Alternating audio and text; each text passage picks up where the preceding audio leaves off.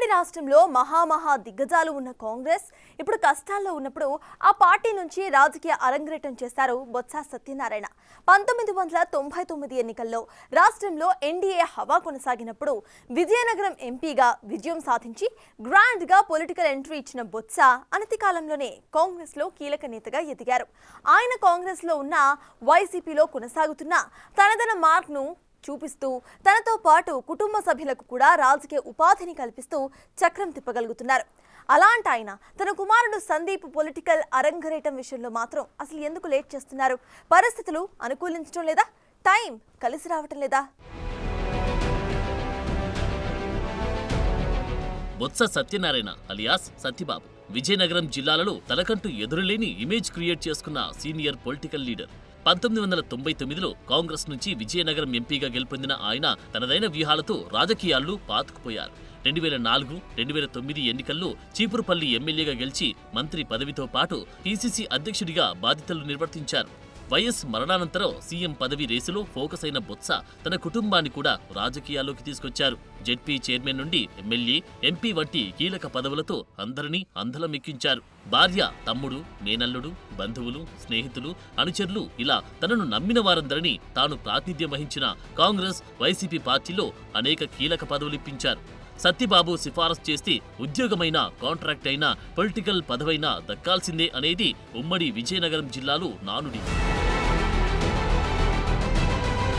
మరి ఇంత పవర్ ఉన్న బొత్స తన రాజకీయ వారసుడి విషయంలో లేట్ చేస్తున్నారా అంటే అవునని సమాధానం వస్తుంది. వైసీపీ అధికారంలోకి వచ్చాక బొత్స తనయుడు సందీప్ వివిధ రాజకీయ వేదికలపై కనిపించినప్పటికీ గ్రాండ్ పొలిటికల్ ఎంట్రీ మాత్రం కన్ఫర్మ్ చేయలేకపోతున్నారు. 2024లో చీపురుపల్లి నుండి వైసీపీ ఎమ్మెల్యే అభ్యర్థిగా తనయుణ్ణి పోటీ చేయించాలని భావించినప్పటికీ జగన్ నిరాకరించడంతో అది సాధ్యం కాలేదు. ఇక ఆ ఎన్నికల్లో బొత్స కూడా అనూహ్య ఓటమి చవిచూడడంతో గత ఏడాది కాలంగా తనయుడు కూడా స్తబ్దతగా ఉండిపోయాడు. అయితే ఇటీవల సందీప్ జోరు పెంచినట్లు చీపురుపల్లిలో చర్చ జరుగుతోంది. చీపురుపల్లి నియోజకవర్గ వైసీపీ విస్తృత స్థాయి సమావేశంలో తండ్రి పక్కనే సందీప్ ఆసీనులయ్యాడు.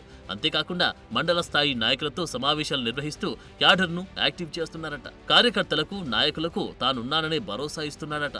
ధీరా ఫౌండేషన్ ద్వారా బొత్స వారసుడు చేస్తున్న సహాయ కార్యక్రమాలు విజయనగరం జిల్లాలో అతనికి మంచి గుర్తింపుని తెస్తున్నాయట.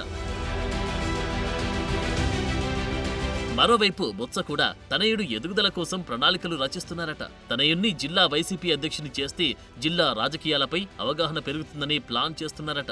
ఇప్పటికే విజయనగరం జిల్లా వైసీపీ అధ్యక్షుడిగా ఉన్న బొత్స మేనల్లుడు చిన్న శ్రీను పొరుగు జిల్లా విశాఖపట్నంలోని భీమిలి వైసీపీ ఇన్ఛార్జిగా కొనసాగుతున్నారు. 2 పార్టీ పదవులతో పాటు విజయనగరం జెడ్పీ చైర్మన్ గా కొనసాగుతున్నారు.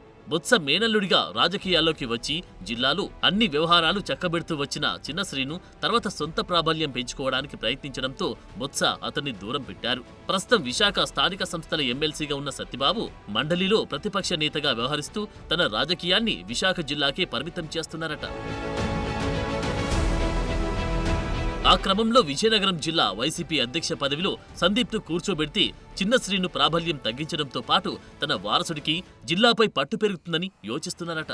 ప్రతిపక్షంలో ఉన్నాం కాబట్టి నేర్చుకోవడానికి ఇదే సమయమని, రాజకీయ పార్టీలో ఉండి సాధక బాధలన్నిటిపై ఒక అవగాహన ఏర్పడుతుందనేది బొత్స ఆలోచనగా తెలుస్తోంది. ఇప్పటికీ మాజీ deputy speaker Kolagatla Veerabhadraswamy Vizianagaram YCP పగ్గాలు చేపట్టడానికి ప్రయత్నిస్తున్నప్పటికీ తానడిగితే ఎలాగూ వైసీపీ అధ్యక్షుడు జగన్ కాదనరన్న నమ్మకంతో బొత్స ఉన్నారట.